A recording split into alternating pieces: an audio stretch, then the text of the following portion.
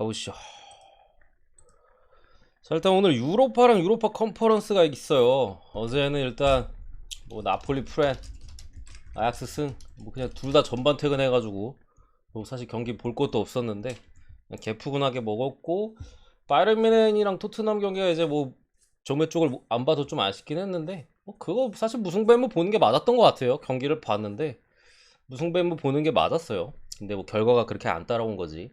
어쨌든 그렇고, 오늘 이제 유로파랑 유로파 컨퍼런스 이렇게 있는데, 사실 챔피언스 리그나 아니면 유로파만 있을 때는 제가 보통 그냥 분석을 해요. 딱히 뭐 조가 어떻게 되고 몇 위 진출이고 이런 거 설명, 뭐 경기가 이제 많이 진행된 이유가 아니고서야 경우에서 따지는 그 타이밍 제외하고는 보통 설명 안 드리는데, 유로파 컨퍼런스 리그는 이제 좀 달라가지고 여러분들께 어느 정도 이게 설명이 좀 필요할 것 같아요. 아마 잘 모르고 베팅하시는 분들도 계실 것 같아서 뭐 어느 정도 짤막하게 설명을 하고 분석을 들어갈 텐데, 자 일단 요게 조입니다. 보이시는, 이제 잘 보이시죠? 요게 조고, 왼쪽에 이제 그룹 A, B, C, D, E부터 H까지 총 8개의 조가 이렇게 편성이 돼 있고, 제가 이렇게 현관생 펜으로 이렇게 체크해 놓은 것들은 1위 가능성이 높은 팀들, 여기는 이제 D존은 이제 3팀이 있고 F존은 2팀, 약간 막 이 팀들이 경쟁을 하겠죠. 이런 팀들인데, 왜 체크해 놨냐면요, 유로파 컨퍼런스는 1위는 16강이에요 16강 가고요. 8개죠. 8개 팀, 8개 조니까. 이게 가려서 안 보이는구나. 어떻게 해야 되냐. 이렇게 보면 되나. 일단 요 8개 팀은 다이렉트로 가고, 2위 팀이 이제 챔스랑 유로파는 2위가 같이 1위가 같이 올라가잖아요. 근데 여기는 2위가 바로 올라가지 않아요. 유로파에서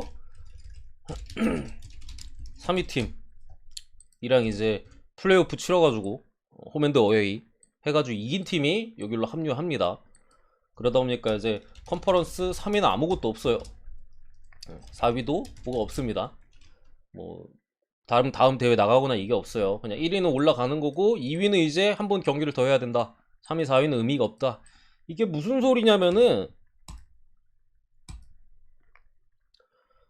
의미가 없어지는 팀들이 있어요. 경기가 아예 뭐 챔스나 이런 거는 3위 자리를 노릴 수가 있어가지고 조금 경기를 뛰거나 이런 부분이 있는데, 컨퍼런스 리그는 1위만 다이렉트고 2위도 사실 쉽지 않아. 유로파에서 떨어지는 팀들하고 붙기 때문에 전력적인 열세인 팀들도 좀 다수가 있고, 이렇게 포진되다 보니까 시작부터 포기하는 팀들이 은근 많아요. 그러다 보니까 포기하는 팀들끼리 약간 장난질도 은근히 많이 하고, 그래서 이게 어렵습니다. 일단 출전하는 것 자체로도 어느 정도 수당은 나오고, 뭐 또 이제 그렇다고 아예 반대로 보기도 힘든 게 승리 수당이나 이런 것들도 챙기려는 게 있어요. 그런 측면에, 아니면은 이제 버리는 팀들도 있고, 그래서 조금 어렵다. 예를 들면 리그에서 우승 가능성이 있다고 쳐봐요. 리그 우승 경쟁. 근데 이 유로파 컨퍼런스 리그 요구에서 이제 1위 팀이 이렇게 평광펜 쳐져 있고, 2위도 조금 빡센 상황에서 이제 3위 정도 사이즈의 팀들은 그냥 버릴 수도 있다 이거죠. 이래가지고 이제 유로파 컨퍼런스 리그가 유로파나 아니면 챔스보다 분석하기가 되게 어려운데, 사실 이래서 감도 되게 중요하고, 분석으로 그냥 전력 분석으로 되는 리그가 아닙니다 기본적으로. 어쨌든 이 정도 설명해 드렸으면 대충 아실 거라고 어느 정도 생각을 하고요. 뭐 진출 팀들은 1위 팀들은 유력한 팀들 이거 다 체크해 놨습니다. 이렇게 다 가져갈 가능성이 높아요. 뭐 피오렌티나, 뭐 웨스트햄, 비아레알, 뭐 여기 D조가 좀 빡세죠. 니스, 쾰른, 파르티잔 이렇게 있고, 2조는 알크마르, F가 이제 헨트랑 몰데 이렇게 경쟁하고, G조는 슬라비아 프라가 아마 올라갈 것 같고, H조도 그래도 바젤이 올라갈 가능성이 높겠죠. 이렇게 돼 있는데 딱 가보겠습니다.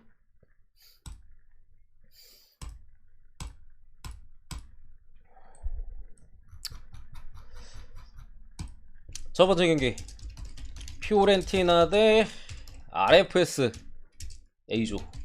어제 이 팀이 뭔 팀인가 제가 막 그랬었는데, 라트비아 팀입니다. RFS는 기본적으로 이제 역사상 라트비아 국가 이제 팀 중에서 유럽 대항전 첫 진출 처음 보는 이유가 있어요. 유럽 대항전 이제 조별 예선에 본선 조별 예선 첫 진출한 팀이고요. 일단은 당연히 피오렌티나는 뭐 로테이션을 돌릴 거예요. 이고르는 일단 못 나오고 던칸도 부상으로 못 나오고 카스토브로빌리도 미드필더 쪽에 빠질 것 같고 전방에 니콜라스 곤잘레스도 몸 상태가 좋지 않아서 빠지는 것 같고 아마 수비 쪽에 밀린코비치도 빠질 가능성이 있다. 이러면 뭐 거의 절반 이상을 바꾸거나 이런 식으로 스타팅 라인업이 구성될 가능성이 기본적으로 있고요. 여러분들도 아시겠지만 피오렌티나가 이번 시즌 리그에서 성적이 그렇게 좋지가 않아요. 상당히 좀 부진한 피오렌티나고 어쨌든 감독이나 이런 인터뷰나 이런 것들을 봐도 젊은 선수들이 오늘 후반전에는 교체로 들어갈 가능성도 있어요. 이런 상황에서 지금 핸디 2.0 받았잖아요. RFS 같은 경우는 준이님 어서오세요. 일단 라티비아 팀 말씀드렸고 기본적으로 선수비 후역습의 팀이고 장신팀입니다. RFS 장신팀. 제가 키를 봤는데 스타팅 라인업 키를 봤거든요. 공격 쪽에 빠른 놈 하나 있어야 되잖아요. 걔가 이제 170 언저리 되고 나머지 다 180 넘어요. 센터백은 이제 2m고 한 명이 195인가? 190 좀 넘고 사이드 풀백들도 180이 넘습니다. 미드필더도 190대고 수비형 미드필더 애들 190이에요. 190 더블 보란치 이렇게 서 있고 어쨌든 상당한 장신팀으로서 좀 내려앉아서 롱볼로 역습 축구를 하는 팀이 RFS인데 어쨌든 솔직히 경기를 본 적이 없어서 어느 정도의 경기력을 보여주는지는 모르겠어요. 이 팀이 리그 자체에서는 지금 3위를 기록하고 있고 후반기에는 조금 페이스가 좀 떨어진 부분은 있는데 어쨌든 내려앉은 상황에서 이제 피오렌티나가 올 시즌 그렇게까지 강한 공격력을 보여주지 못하고 있다는 점 이런 부분이 로테이션까지 돌리고 솔직히 뭐 이기기만 하면 되잖아. 이게 뭐 챔스도 아니고 유로파 컨퍼런스 리그 피오렌티나 정도면 뭐 크게 뭐 그것도 없어요. 그냥 아씨 경기네 약간 이러면서 나올 거거든요 선수들이.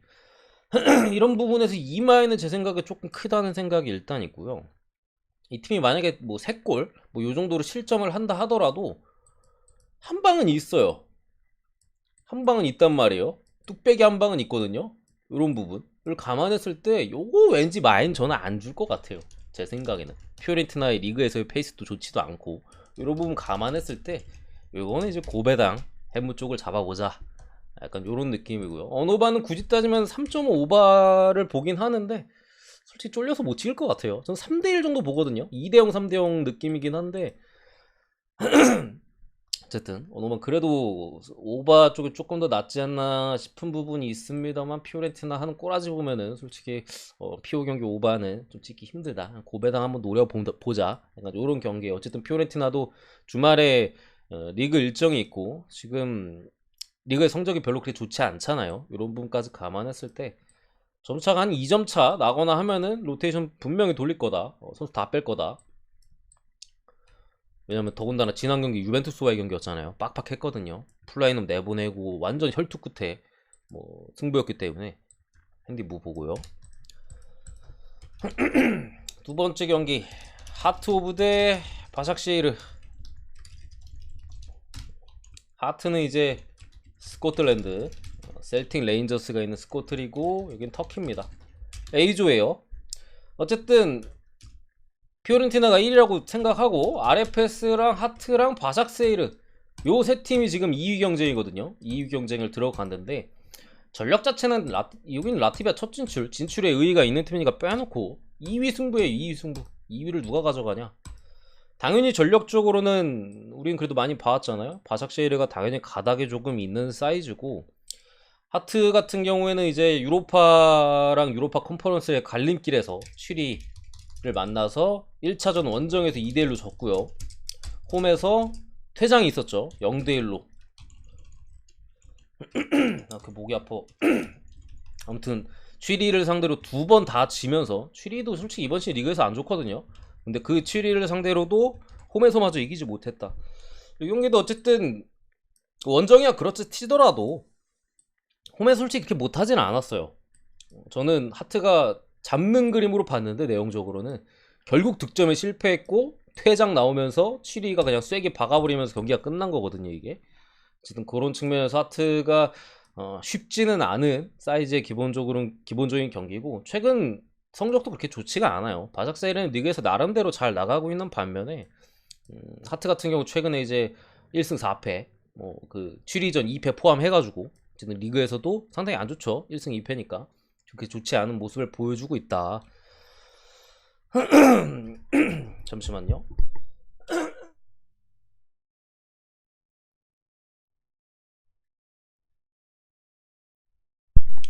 잠을 안 자서 그런가? 목이 아프네.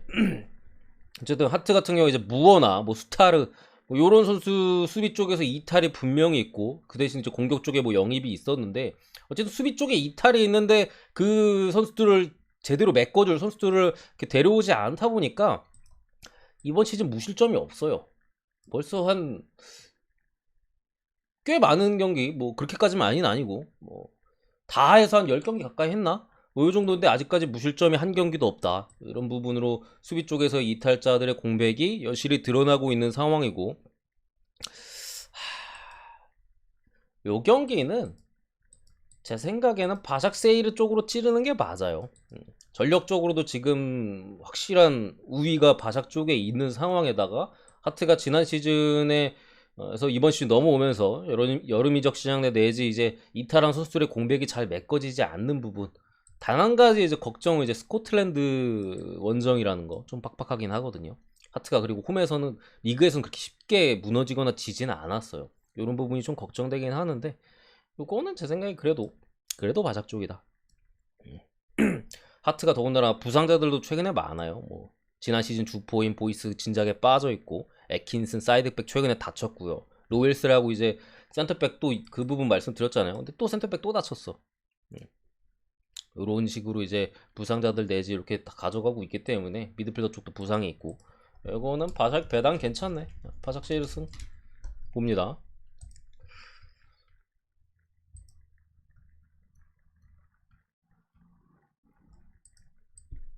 넘어가고요. 바삭 설명을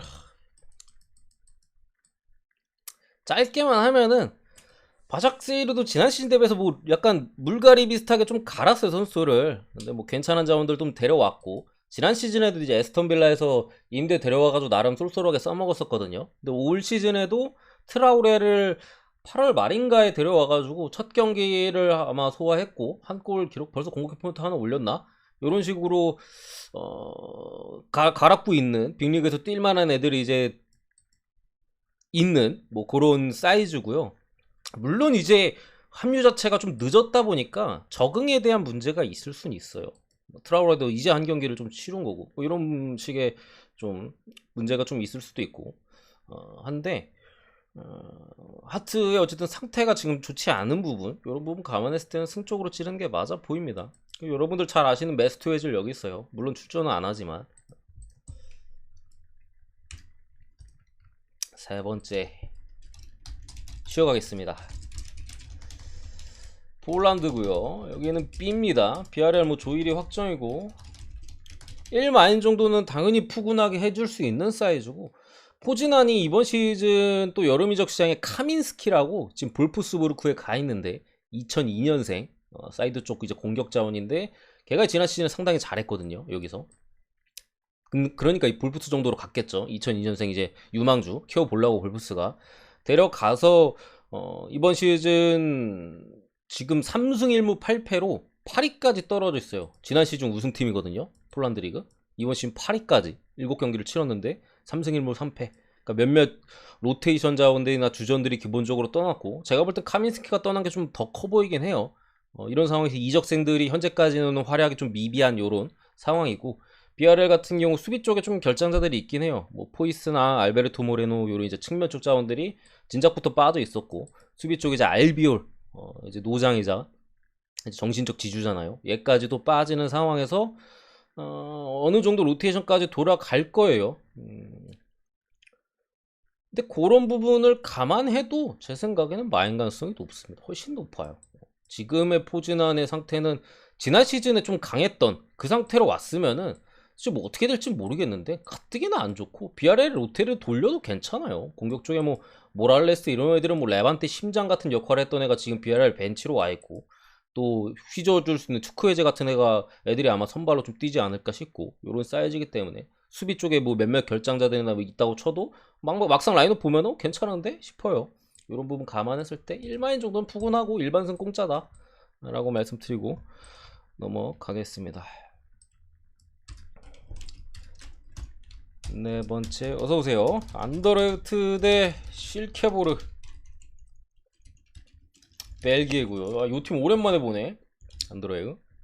여기는 이제 덴마크입니다. 여기가 이제 B조고 좀 전에 A조 잠시만요. 이게 여기 C조인 것 같은데 잘못 써놓은 것 같은데요. 잠시만요.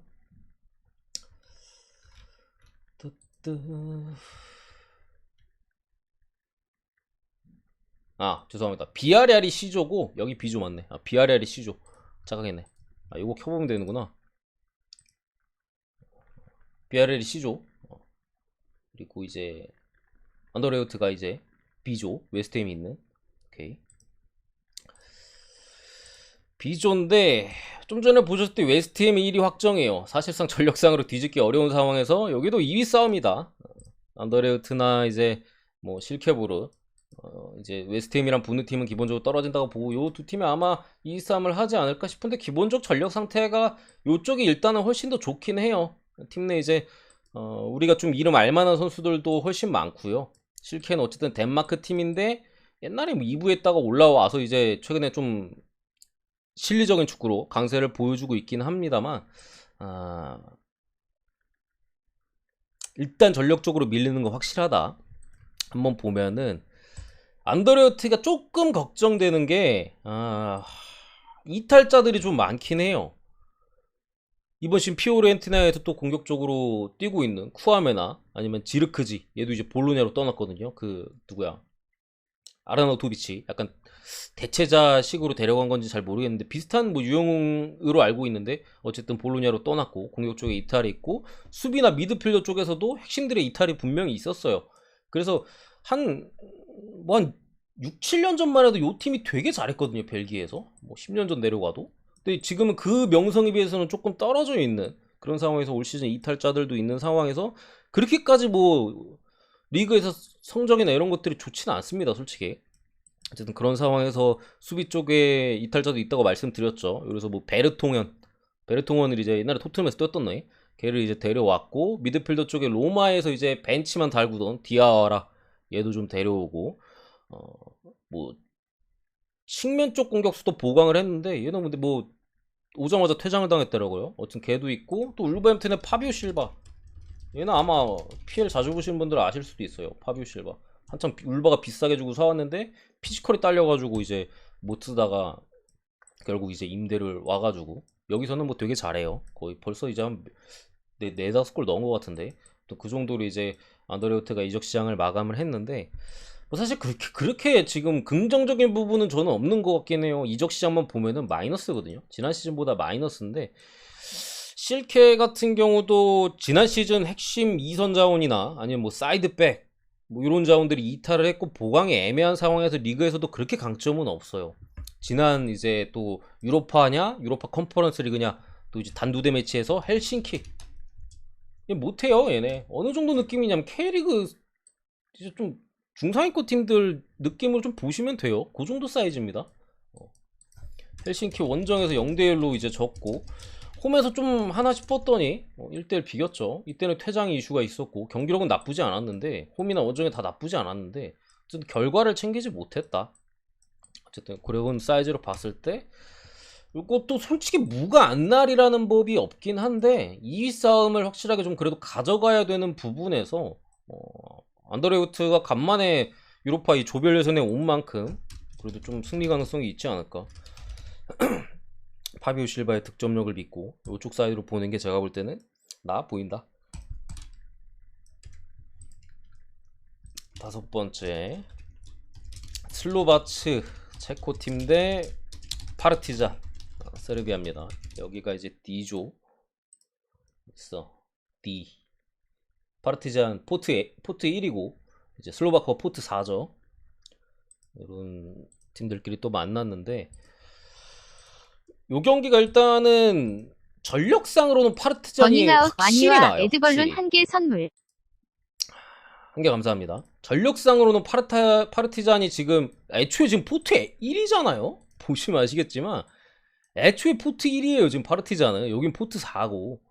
챔스로 따지면 포트 1이 이제 뭐 레알, 뭐 맨시티 이런 데가 들어가는 거고 포트 4가 이제 따라지 팀들 들어가는 그건데 이제 유로파 컨퍼런스 기준은 조금 이제 다르긴 합니다만 뭐 피오가 2에 있고 이렇잖아요. 조금 그렇긴 합니다만 어쨌든 급 차이가 조금 어느 정도 있는 팀들끼리의 대결이에요. 파르티잔은 기본적으로 우리가 그래도 유로파나 뭐 혹은 챔스 예선이나 그래도 종종 봐왔던 팀이고 그렇긴 한데 보시면 아시겠지만 조가 쾰른이랑 니스가 있어요. 파르티잔 진짜 개 같을 거야 아마. 뭐 약간 2위도 빡세 보여 지금.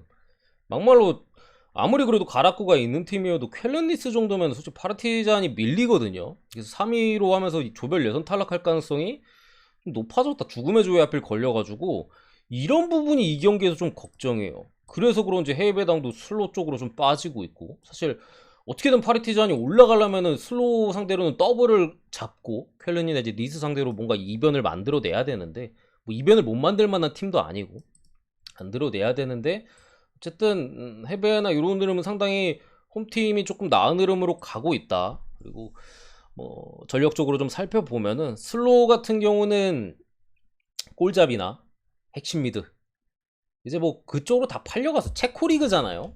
체코리그 하면 이제 스파르타나 뭐 슬로비아, 프라 이런 데 있잖아요. 스파르타 프라나 슬로비아 프라 요러기로 다 뺏겼어요. 주포랑 이제 핵심 미드필더를 우리가 뭐 전북 울산으로 여러 팀들의 이제 핵심들 뭐 송민규 날라가고 막 이런 거 있잖아요. 그런 느낌으로다가 이미 지난 시즌에 잘했던 애들이 여름 이적 시장이나 뭐 이렇게 해가지고 나간 사이즈고 그래도 슬로가 올 시즌에 어쨌든 리그 내에서 성적을 보면은 잘 나가고 있는 그러니까 지금 현재 시점에서 리그에서 좀 그래도 성적을 내고 있는 팀들 상대로 1승 1무 1패예요. 1패에도 2대1로 아쉽게 진 경기고 은근히 좀 잘 비비는 경향이 있다. 리그 내에서 강팀. 직전 경기도 이제 슬라비아 프라 상대로 이제 홈에서 그래도 무승부라는 상당히 좋은 괜찮죠? 슬라비아 프라 강팀이잖아요. 유로파 컨퍼런스 리그에서 이제 16강 8강 그 정도 급의 전력인데 무승부를 또 기록했던 부분. 어쨌든 또 유럽 대항전 유로파 컨퍼런스 리그냐 또 다두대 매치였나? 거기서 이제 페네르바차 상대로 홈에서는 그래도 물을 캤어요. 슬로바츠가. 물론 이제 원정에서 3대0으로 지고 나서 2차전에 홈에서 했기 때문에 사실 페네르바차가 좀 힘을 빼고 한 부분도 있겠습니다만 어쨌든 그래도 홈에서만큼은 좀 비비는 모습이나 이런 모습을 분명히 보여주고 있는 상황에서 파르티잔을 만난 건데 파르티잔이 올 시즌에 좀 떨어져 있어요. 지난 시즌 리그 4위였거든요. 파르티잔이 올 시즌에 지금 2승 3무 2패로 8위까지 기본적으로 떨어져 있고요. 아니다. 요게 슬로구나. 요게 슬로 기록이고. 파르티잔은 지난 시즌 2위. 올 시즌에는 7위입니다, 지금. 4승 3무 1패. 7위. 잘못 봤네. 어쨌든 7위에 위치해 있고 물론 이게 조금 다른 팀들보다 일정이 꼬여가지고 한두 경기 좀 덜 치른 기록이긴 해요. 어쨌든 그렇게 뭐잘 지진 않았습니다만 지난 시즌에 비해서 어쨌든 조금 아쉬움이 있을 수도 있는 그런 사이즈인데 그거는 전력 자체는 솔직히 파르티잔이 아까 말씀드렸듯이 낮긴 한데 파르티잔이 라르나카 원정에서도 유럽 대항전 지금 그 예선에서 2대1로 졌었거든요. 이런 점을 봤을 때 프렌 배당이 저는 그렇게까지 메리트가 있는 것 같지는 않고요. 딱 봤을 때는 이거 프렌이다 싶었거든요. 근데 분석을 하다 보니까 조 자체도 빡세고 지금 2위도 확정도 아닌데 2위도 이제 다이렉트 16강도 아닌데 2위 자체도 빡세고 지금 3위까지 내려갈 가능성이 그래도 다른 팀들의 상황을 보면 그렇잖아요. 이런 점 봤을 때 의외로 슬로가 잡을 수도 있을 것 같아요. 그래서 처음에는 이제 무승부의 파르티자 프렌이었는데 이렇게 봤었거든 초안이. 근데 이거 햄무로 바꿨습니다. 무승부 햄무 보고요. 역시나 저득점 봅니다. 언더. 무승부 햄무 찍기 좀 괜찮은 경기고 제 생각에는 그래도 무정동 캐지 않을까. 뭐 의욕이 좀 떨어졌다고는 하나 뭐 돈은 챙겨가야 될 거 아니에요. 슬로가 정배입니다. 무 정도는 캐지 않을까. 무승부 찍기 좀 괜찮은 경기다 이렇게 생각합니다. 그리고 요거 한번 쉬어가시죠. 루마니아고 아까 말했듯이 B조입니다. 사실상 루마니아 팀이죠. 떨어질 가능성이 높은 상황이고 웨스트햄이 어쨌든 1위 가능성이 상당히 높아요. 전력 자체가 워낙 압도적이고 뭐 이런 사이즈인데 FC SB 요 팀인 지금 이번 시즌 13위에요. 13위 지들 리그에서 2경기 덜 치르고 13위고 기본적으로 기록적으로만 봤을 때 경기를 볼 수 없으니까 기록을 말씀드리는 겁니다. 기록적으로 봤을 때 실점이 많아요. 비빌려면 골을 안 먹어야 되거든요. 근데 실점이 많다. 대충 봤는데 부상자도 조금 있는 것 같아요. 뭐 핵심이나 아니면 로테이션급 자원에서 부상자도 조금 있는 것 같다. 일단은 뭐 보너스 배당이라고 생각을 하고요. 걱정되는 부분은 당연히 웨스트햄이 리그의 성적이 지금 안 좋아요. 웨스트햄 리그 성적 안 좋음. 그렇기 때문에 대거 로테이션이 될 가능성이 저는 조금 그래도 있지 않을까 이렇게 생각하는데 솔직히 이 팀이 지금 현 리그에서 일단 성적이 너무 안 좋으니까 그래도 잡은다고는 생각합니다. 다만 이제 2.5 마인이나 이런 거 생각하시는 분들 때문에 말씀드리면은 로테이션의 가능성 그리고 웨스트햄이 지난번이나 지난 시즌이나 막 이렇게 봤을 때도 은근히 똥줄 경기가 있어요. 로테이션 돌렸을 때. 왜냐하면은 모예스 감독이 애초에 주전 라인업에 대한 의존도가 되게 강한 그런 감독이에요. 감독마다 특성이 있잖아요. 로테이션을 시도 때도 없이 돌리는 놈. 플랜 뭐 A가 없는 것처럼 막 계속 돌리는 놈이 있고. 근데 웨스트햄은 계속 똑같은 라인업이거든요. 그래가지고 로테이션을 돌렸을 때 그 선수 값어치만큼의 실력이 안 남아요. 막상 경기장 들어가면 이 정도면 괜찮은 라인업인데 왜 이렇게 못해? 약간 이런 느낌이 좀 있는 부분, 이런 부분이 조금 이제 2.5 마인을 건들기에는 좀 걱정이 되고요. 저는 그냥 일반승 건드는 게 낫다는 마인드고 그래도 1마인 정도는 해줄 가능성이 높다고 일단 생각은 합니다. 그 정도 느낌. 7번째 시바스스 대 슬라비아 프라. 아까 봤던 여기가 이제 G조. 요 경기는 제가 분석을 안에 써드리면은 클루지랑 발카니 얘네 있는 조입니다. 강팀들은 많이 돌려요. 왜냐면은 워낙 실력 차이가 많이 나가지고 주전 라인업을 내보낼 그게 없죠. 아니 개미 잡는데 우리가 주먹으로 막무로 개미 한 마리가 이제 방바닥 기어다니고 있다고 쳐봐요. 그거 우리가 주먹으로 내리치진 않잖아요. 톡 눌러서 잡지. 휴지 한 칸 내지 반 칸 떼가지고 그런 느낌이죠. 뭐 힘을 다 쓰진 않으니까. 어쨌든 시바스 대 슬라비아 프라하로 넘어와서 여기가 이제 G조인데 일단 슬라비아가 1위 가능성이 상당히 높은 조에 일단 들어와 있고 시바스스가 컵 대회 우승해서 올라왔어요. 컵 대회. 이게 자국컵 대회 우승하면 이제 그 유럽 대항전 출전 자격이 주어지거든요. 예를 들면은 우리나라도 이제 FA컵 우승하면은 아챔 그 진출권이 주어지잖아요. 지난 시즌에 대구였나? 대구가 우승해서 이번 시즌 갔죠. 아무튼 그런 느낌으로다가 국가 이제 컵 대회 우승하면 어쨌든 주어지는데 시바스가 우승해가지고 뭐 어떻게 해가지고 여기까지 왔습니다. 지금 그런 상황이고 일단은 뭐 주전 라이트백이나 주전 뭐 중미 쪽이나 윙 쪽 이탈의 이적 시장이 있었고요. 그래서 이제 공격 쪽에서도 조금 돈을 좀 받는 놈들이 제 값을 못 해가지고 지난 시즌에 늙은 공격수가 주전이었어요. 한 살 더 먹었죠. 그런 부분이 좀 있고 그런 상황에서 올 시즌 성적이 너무 안 나오고 이번 시즌 성적입니다. 시바스스 리그 성적이 안 나오고 하다 보니까 최근에 한 놈 데려왔어요. 그 아침 때 보셨을 수 있는데 알 나사르의 그 누구야 사바라고 미드필더 쪽에 볼 잘 차는 놈 하나 있거든요. 이 핵심 요 놈을 이제 최근에 데려와가지고 얘가 이제 막 조금 팀에 한 경기 두 경기 요 정도 치르는 시점이에요. 물론 오자마자 공격 포인트는 기록하긴 했어요. 요런 이적이 뭐 있었고 어쨌든 지난 시즌보다는 좀 아쉽다. 얘가 복병이긴 합니다만 가세한 지 일단 얼마 안 돼가지고 또 유럽 무대는 간만이잖아요. 요런 부분들 있고, 슬라비아 프라하는 기본적으로 주전 라인업은 어느 정도 유지를 했고 체급을 좀 줄였어요. 원래는 스쿼드가 되게 방대했었거든요. 그러니까 뭐 얘도 있고 쟤도 있고 막 엄청 막 쓰레들은 많고 뭐 약간 그런 느낌이었는데 다 싹 다 정리해가지고 재정적으로 확보를 하려고 약간 그런 움직임이 조금 있었고, 뭐 주전 라이트백이나 그런 와중에도 주전들이 이탈은 있었어요. 주전 라이트백이 나가고 이제 핵심 공격 쪽에 이제 미드필더 역할을 했었던 고는 이제 우한, 하필 우한으로 갔냐? 우한으로 넘어가고, 지난 시즌 중간에는 또 주포가 한 명 또 이탈했었고, 이런 부분 수비 쪽에, 그리고 부상자 이번에도 조금 있는 것 같은데, 저는 그럼에도 지금 슬라비아 프라하가 지난 시즌 주전 라인업이랑 비교했을 때 그렇게 막 드라마틱한 차이는 보이지 않아요. 대부분 이제 정리한 자원들이 돈은 좀 갉아먹는데 쩌리 자원들 있잖아요. 몸값은 좀 비싼데 이제 그 몸값 못하는 놈들, 그런 놈들을 많이 정리했어요. 쓸만한 놈들은 대부분 남겨뒀던 부분이 있고, 이런 부분 감안했을 때 이거는 그래도 슬라비아 쪽으로 찍어야 된다. 프라승 좀 봅니다. 시바스스의 지금 리그에서의 퍼포먼스나 이런 걸 봤을 때 이거는 프렘 못 찍을 것 같아요, 제 생각에.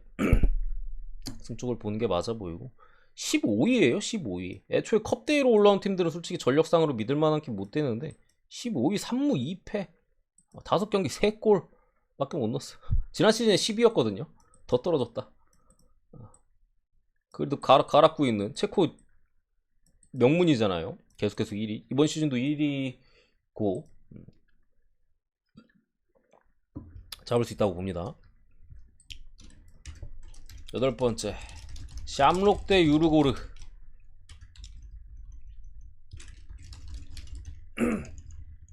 오늘 좀 어쩔 수 없이 경기를 평소보다는 조금 더 많이 들고 왔어요. 왜냐면은 애초에 저도 처음 보는 팀들도 있고 솔직히 경기 거의 못 보는 팀들잖아요. 이러고 경기를 어떻게 찾아봐요. 그러다 보니까 선택지를 조금 더 늘려드리고 싶기도 하고, 저 자체도 이제 경기를 안 보고 이렇게 사이즈만 보고 이렇게 하다 보니까 좀 더 많이 필요하더라고요. 그래가지고 경기를 좀 많이 가져왔습니다. 어쨌든 이 팀은 F조, 밑에 보이시면 아시겠지만 포트 3 샴록, 포트 4에 이제 유르고르 이렇게 들어가 있고, 위에 이제 헨트나 몰데, 얘네가 이제 1위 경쟁하겠죠. 1위 경쟁하고 둘 중에 한 명 뭐 2위를 가고 막 그런 느낌인데, 이 경기는 일단 유르고르가 정배를 받았고 정배를 받은 만한 전력인 건 맞습니다. 샴록이 아일랜드에선 깡패거든요. 아일랜드에선 깡패인데 리그 수준이 타 유럽 리그보다는 조금 떨어져요. 네, 일반승 봅니다 루크님. 제 채팅 잊어봤네. 떨어져서 K리그 팀들과도 해볼만 해요. 약간 뭐 그런 느낌이라 보시면 되고, 유로고루 같은 경우 그래도 이제 축구에는 축구를 좀 차잖아요. 그래도 괜찮은 선수들이 조금 있어요. 봤을 때 전력 자체의 선수 자체 몸값이나 이런 부분도 유로고루가 훨씬 더 높고, 그래서 원정임에도 1점대 정배를 받은 것 같은데, 1점대죠 이거. 1점 후반이었는데.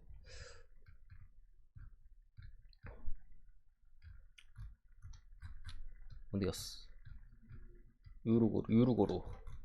경기만 하니까 찾기가 힘드네.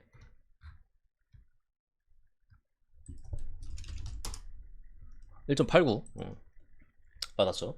받았는데 일단은 유르고르 이번 시즌 우승 적기예요. 아시는 분들은 아시겠지만 스웨덴은 원래 말매거든요. 스웨덴 하면 말매. 이 말매는 축구 그래도 베팅 하시는 분들은 누구나 한 번쯤 이름 들어봤을 만한 팀이에요. 이래는 모르잖아요. 말매가 올 시즌 추락했어요.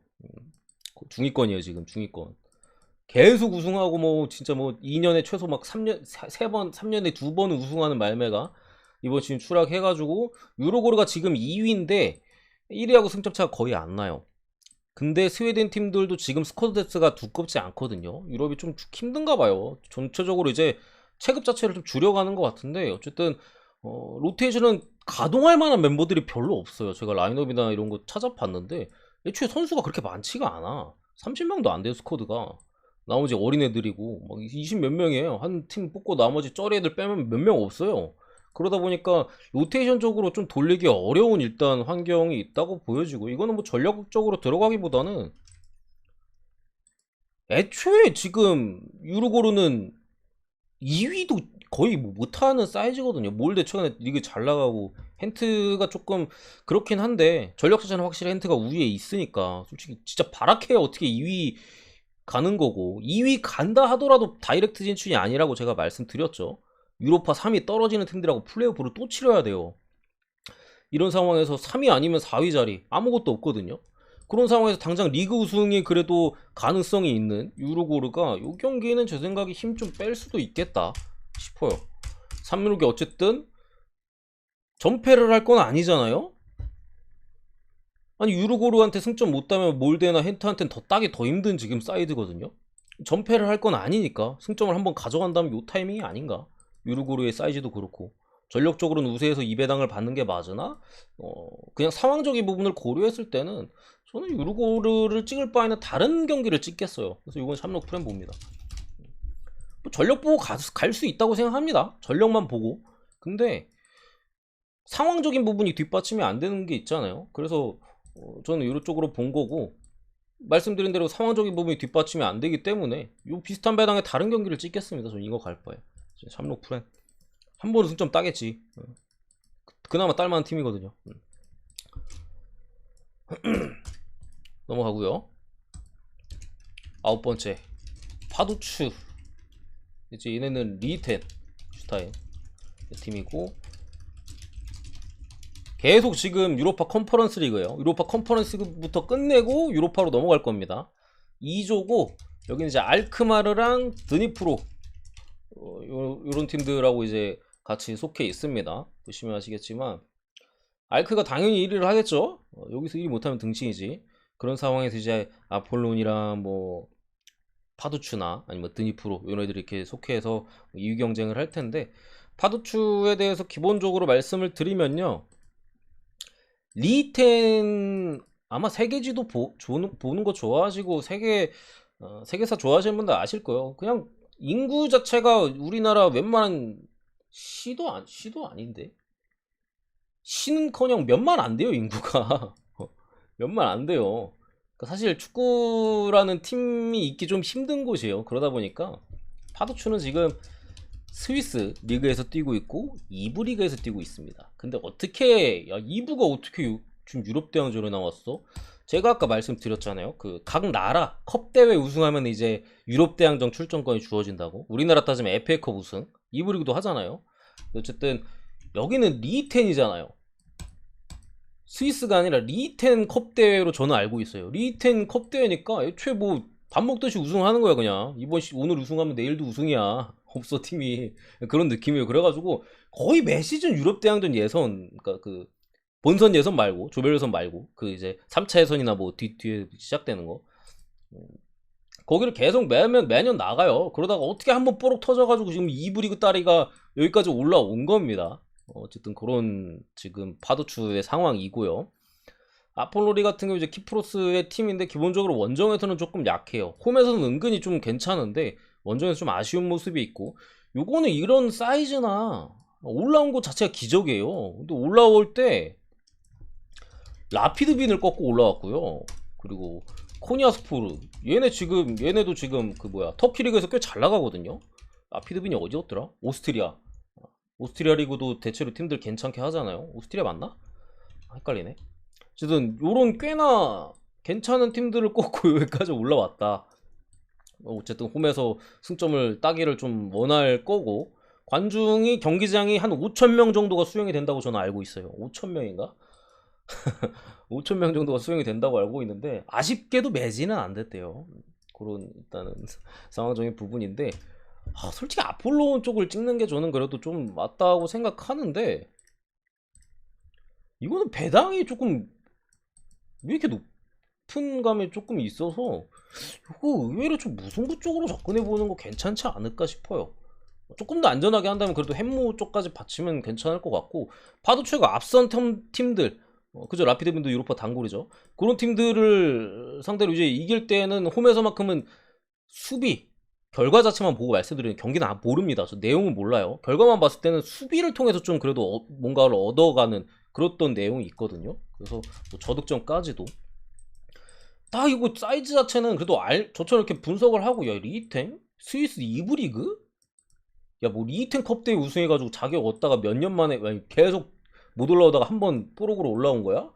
야, 그럼 이거 아폴론 쪽으로 한번 찔러 볼 만한 거 아닌가 싶은데 배당이 생각보다 높고 해외 배당 흐름도 아폴론 쪽으로 빠지질 않아요, 생각보다.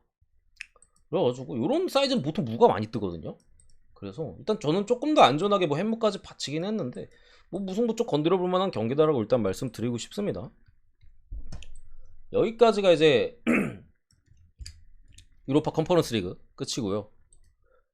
다음으로 이제 유로파로 넘어갈 건데 취리 대 아스날부터 가겠습니다. A조고요. 이제 A조에는 뭐 PSV 대 PSV랑 보데글림. 보데는 이제 여러분들 다 아시죠? 얘네 로마 잡아가지고 인지도가 국내에서 아마 엄청 올라갔을 거야. 해외도 마찬가지고. 원래 무슨 뭐야 이름 왜 이래? 좀 이랬던 팀인데 로마 몇 번 잡고 이래가지고 하여튼 그렇게 됐는데 취리 대 아스날 승마인입니다. 이거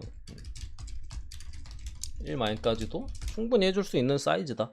당연히 안전한 쪽은 이제 원정이다 보니까 일반 승이고 뭐 마인승까지도 해줄 수 있다고 생각하는데 취리가 이번 시즌 어쨌든 스위스 리그거든요.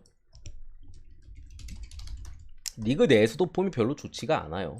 좀 어려움을 분명히 겪고 있는 상황이고 아스날이 당연히 로테이션을 돌릴 건데 아스날이 생각보다 스쿼드가 지금 두꺼워요. 측면 수비 쪽도 지난 시즌 주전이었던 애들이 뭐 토미야스나 그리고 왼쪽에는 그 누구야? 아 이제 하다못해 아스날 선수 이름이 기억이 안 나네. 아 돌아버리겠네. 왼쪽에 진첸코 말고 티어니 요런 애들이 지금 지난 시즌 주전이었던 애들이 오늘 이 경기에 선발로 기본적으로 들어가고 아마 그리고 지난 경기 맨유전에 후반에 교체로 나왔던 파비우 비에이라 지난 시즌이나 뭐 해가지고 그 FC 포르투 있잖아요. 포르투갈 리그 포르투 거기 에이스였습니다. 공격 쪽에 2선 자원에 그런 애들 은케티아 같은 경우도 벤치로 나왔을 때 폼이 상당히 좋았었고 이런 부분 감안해서 지금은 아스날은 2군도 꽤나 강하다. 이런 팀들을 상대로 학살할 정도는 저는 충분히 된다고 생각을 해요. 지금 아스날 막말로 지금 아스날 2군이 프리미어리그로 나와도 저는 나름대로 경쟁력은 있는 스쿼드 정도라고 봐서 어떻게 보면 지난 시즌 주전들이 들어가 있잖아요. 그래가지고 뭐 1마인까지도 충분히 가능하지 않을까 그렇게 생각하고요. PSV 대 보대 여기는 PSV 승촉 봅니다. 이건 뭐 표에도 제가 안 넣어놨는데 당연히 뭐 승촉을 봐야겠죠. 보대 감독이 지금 브라이튼으로 갈 수도 있어요.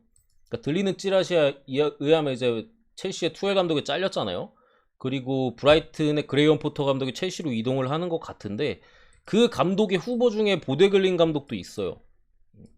그래가지고 아마 접촉이 있거나 뭐 이런 부분들 또 솔직히 2조에서 어떻게 살아났습니까? 원정 경기잖아요. 홈도 아니고 동기부여도 딱 떨어졌을 거예요.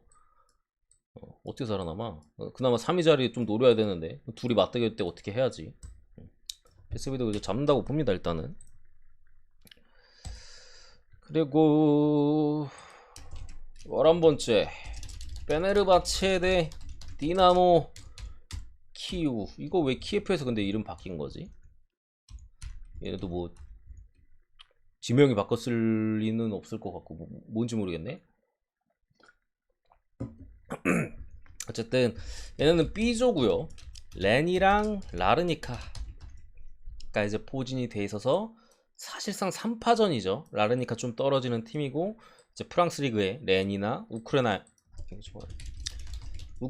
우크라이나의 디나모 키예프나 이제 터키의 베네르바체나 이렇게 할 텐데 공교롭게도 이 두 팀은 이미 올 시즌 불과 이제 한 달 전? 한 달 전에 맞대결을 했었습니다. 그 챔피언스리그 3차 예선인가? 3차 예선 여기서 맞대결을 했었는데 누가 이겼냐? 누가 이겼을 것 같아요 여러분들? 디나모가 이겨서 올라갔어요. 디나모가 그때 홈에서 비기고 디나모 홈에서 비기고 1대1인가 0대0인가 저 기억 안 나네. 비기고 디나모가 이제 페네르바체 원정 가서 연장 끝에 승리해서 올라가서 어떻게 보면 약간 복수전 느낌이에요. 그때 당시 페네르바체는 사실 전력이 조금 약해져 있었어요. 7월 달에. 근데 이제 그 이후에 굵직굵직한 영입들이 페네르바체가 꽤 많았다. 공격 쪽에 이제 주앙 페드로 지난 시즌 칼리아리의 유일한 공격 쪽이 희망이었던 주앙 페드로나 이제 그 조슈아 킹,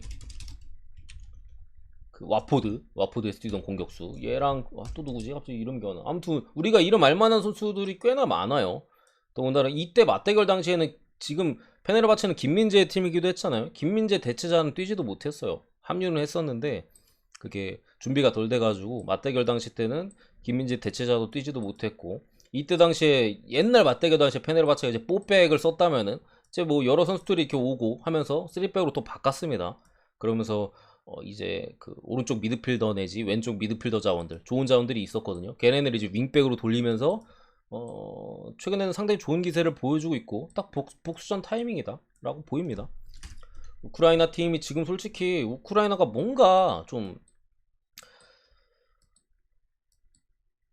샤크타르를 봐서 그런지 뭔가 정신적으로 뭐가 있는 것 같긴 해요. 아무래도 그 전시 상황이다 보니까 팬들의 어쨌든, 아니 자국민들의 어쨌든 그런 좀 그 어려운 상황에서의 그런 한 줄기 또 즐거움이자 그런, 즐거움 좀 표현 이상한, 아무튼 그런 부분일 수 있잖아요. 그래가지고 애들이 되게, 샤카타르도 이번 시즌 전력 개판인데 라이프치 두들겨 패는 거 보고 깜짝 놀랐네. 그런 게 조금 있는 것 같긴 한데 딱 복수전 타이밍인데 달라진 페네르바체다. 잡을 가능성이 높다고 생각하고요. 오바까지도 이렇게 봅니다. 그리고 키예프는 러시아식 발음, 키우는 우크라이나식 발음이라서 바뀌는데, 그래요? 키우라 그래야겠네. 고맙습니다, 자네트님. 그게 그렇구나. 그래서 이게 친 우크라이나 쪽으로 해가지고 이름이 바뀐 거구나. 좋습니다. 12번째 경기, 그라츠 오스트리아 대 미트윌라 덴마크. 이제 F조고요. 라치오, 불쌍하기도 해라. 얘네 조에 이제 라치오랑 페노르트 있어요. 둘이 맞대결 있죠. 오늘 또 분석은 안 했습니다 이거. 어쨌든 그런 상황이라 사실상 3위 싸움입니다. 3위 둘 중에 누가 유로파 컨퍼런스 리그로 이제 떨어져서 거기 2위 팀이랑 플레이오프를 치를 것이냐, 단두대 매치 홈앤드 어웨이를 치를 것이냐 싸움에서 오늘 맞대결이 어쨌든 두 팀 입장은 상당히 중요하겠죠. 요 팀 상대로 이제 원정에서는 다 질 가능성이 높고, 그나마 홈에서 어떻게 한번 물을 캐거나 그런 거 노리겠고, 결국 이 두 팀의 맞대결 각각의 어쨌든 그런 부분에 승패가 갈릴 가능성이 높은데, 이 경기가 조금은 제 생각엔 배당 메리트가 있는 경기 같진 않아요. 제가 보는 입장에서 저는 그라츠 프렌 쪽을 보거든요.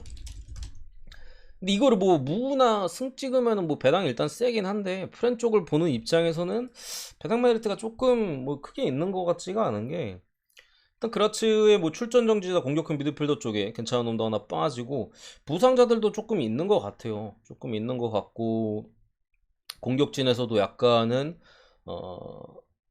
이탈자들, 한 놈은 잘하다가 이제 겨울에 제노아로 이제 떠났고, 한 놈은 이제 코펜하겐인가 거기 있다가 이제 겨울에 넘어왔다가 괜찮게 뭐 좀 출전을 하더니 아탈란타로 이제 나름 눈에 띄었는지 03년생 유망주 아탈란타로 넘어갔고, 영입은 있긴 있었는데 온 지 얼마 안 됐기도 했고, 온 지 좀 된 놈도 뭐 딱히 뭐 공격 포인트가 많거나 그러진 않아요. 경기 내용을 못 보니까 이게 단순히 수치적인 부분으로 판단해야 되는 게 되게 아쉽긴 한데, 아직은 뭐 그런 모습입니다.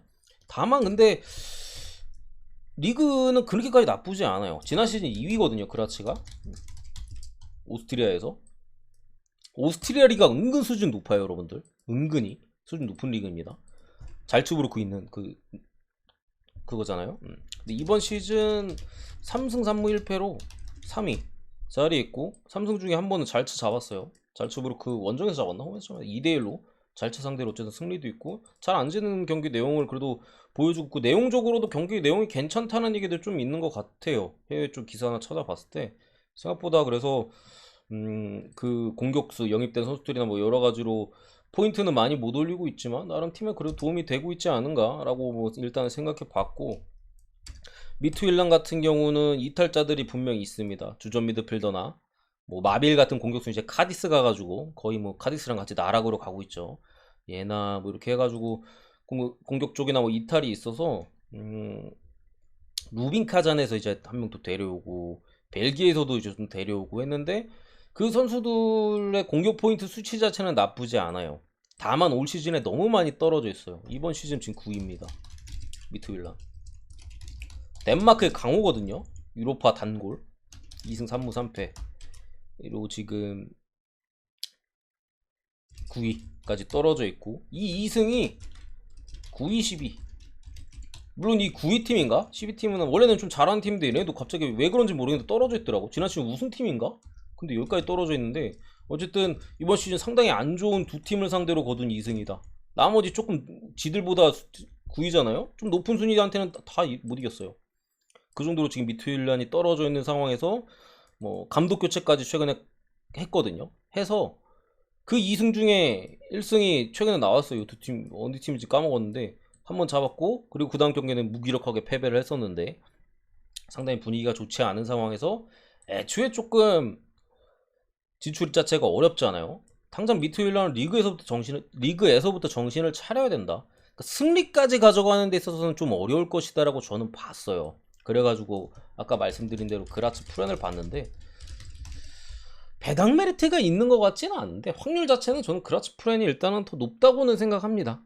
근데 배당이 좀 짠 것 같긴 해요. 1.44는 안 좋은 건 알겠는데, 전력 자체는 그래도 저는 미트가 이번 시즌 안 좋은 건 맞는데 단순히 눈으로 보기에는 좀 괜찮은 부분도 있긴 해서 그렇습니다. 어쨌든 그런 느낌. 넘어가서 13번째 오모니아 대 이제 셰리프. 오모는 키프로 쓰고 셰리프는 몰디브. 이거 몰디브 맞죠? 제가 안 적어놨는데 제 기억에 몰디브인데. 아무튼 2조고요. 맨유 소시지 소시에다드가 있는 조입니다. 어쨌든 오모니아 같은 경우 아마 많은 분들이 울었을 텐데 저도 그때 주력 부주력 헨트 한 폴락이었어요. 헨트를 꺾고서 원정에서 홈에서도 이기고 원정에서도 이기고 이제 유로파 컨퍼런스래 유로파로 왔고요. 몰도바 몰도바 감사합니다. 몰도바 몰디브레시아 변방이라는 점은 같습니다. 핑계 되겠습니다. 어쨌든 상당한 이변을 일으키고 유로파 컨퍼런스 리그 갈 것 같았던 오모니아가 유로파로 합류를 했고요. 셰리프 같은 경우는 상당히 졸전 끝에 올라와서 셰리프가 문제가 뭐냐면은 지난 시즌에 돌풍이었잖아요. 나름 챔피언스 리그 조별 예선에서 보통 요 정도 사이즈. 그리고 몰도바 그래서 좀 돌풍 이렇다 하면은 여기저기로 팔려 나갑니다. 인기가 있어요. 야, 저기서 좀 뛰는데 우리 팀 한번 뛰어봐. 뭐 페렌츠 바로스 뭐 이런 데로 공격진들이 많이 팔려 나갔고, 그 나간 공격수들이 그 팀에서 잘하더라고요. 그렇다 보니까 셰리프티가 리그에서는 당연히 뭐 수준이 너무 낮다 보니까 여전히 뭐 1위를 달리고 있고 합니다만, 유럽 대항전에서의 뭐 지금까지 조별 예선 빼고 그 전에 이제 3차 예선이나 뭐 최종 예선이나 최종 예선이라고 하나? 아무튼 그 진출전 그런 데서의 공격력이나 이런 부분이 전혀 없었어요. 그래서 저는 계속 셰리프는 언더가 같거든요. 지난번에 1.44 배당인가 받고 0대0인가 무뜨고 뒤졌잖아요. 그때도 저는 이거 승 갈 경기 아니다, 그냥 언더 가면 된다 라고 말씀드렸었는데, 이 경기도 일단은 언더가 저는 더 좋아 보입니다. 현재 셰리프의 공격진이나 여러가지 감안했을 때 오모니아가 헨트 상대로 경기했던 거 보면은 압박의 강도나 이런 것들이 생각보다 괜찮아요. 지난 시즌도 어쨌든 그래도 좀 저득점을 많이 기록하는 좀 더 수비적인 팀이었고, 물론 공격이 안 돼서 그랬던 거긴 한데, 그래서 올 시즌은 공격수를 좀 데려와서 실제로 효과를 애초에 유로파 온 거 자체도 효과를 좀 보고 있다는 반증이죠. 헨트 상대로 원정에서 2골 받고 했으니까 그런 측면이 좀 있긴 한데, 제 생각엔 그래도 언더를 찍어야 되는 경기라고 저는 생각합니다. 언더. 오모니아가 조금 변화가 있는 부분이 걱정이 되긴 하지만 셰리프가 언더를 만들어주지 않을까 싶은 경기입니다. 어쨌든 이거 3위 결정전이네. 1위 뭐 둘 중에 1, 2위 나눠 갈 거고, 여기 3위 둘 중에 한 팀이 해야 되니까 상당히 좀 빡빡한 서로의 장점, 한 골 싸움이 되지 않을까 이렇게 생각합니다. 요 정도 보겠습니다. 요 정도. 나머지 경기들은 뭐 표에는 들어가 있는데 목이 너무 아프다. 목이 너무 아파. 갈라지는 거 봐. 이 정도 하고 오늘 분석 마무리하도록 하겠습니다.